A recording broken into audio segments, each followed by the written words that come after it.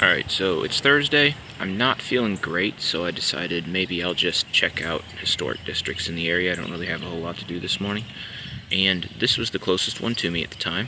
So this is the O'Fallon Historical Society historic log cabin. And I don't know, it doesn't say in the description whose cabin it was or what the significance of it was. But there's a log cabin here in the middle of town.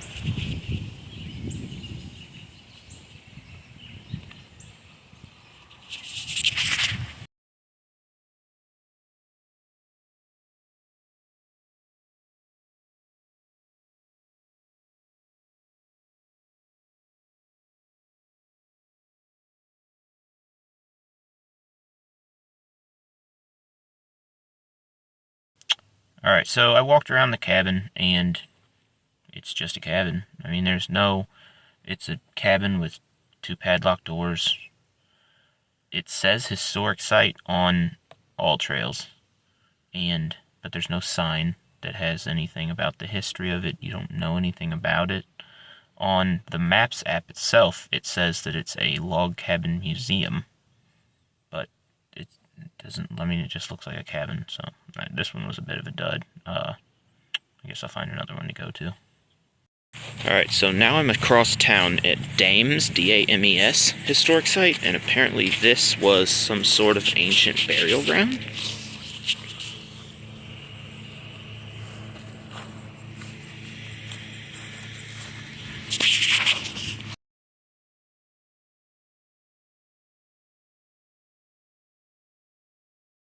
Alright, so this sign doesn't give a whole lot of information. It does say that they used to have these little, houses. I don't know if they were buried or not, it doesn't say.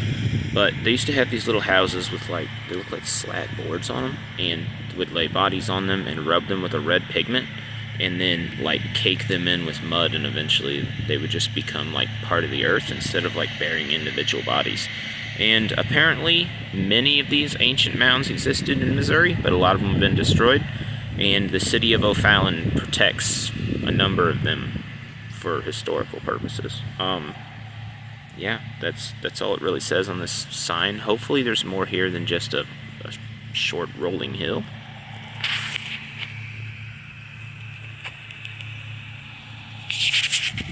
I don't know.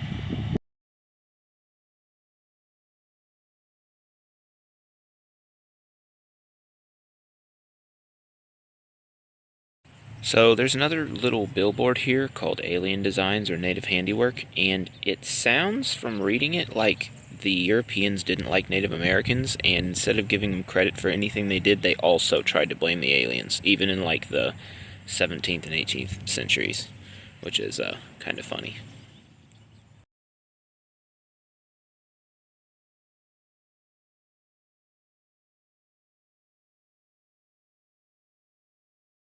Yeah, this second historic site was also a dud.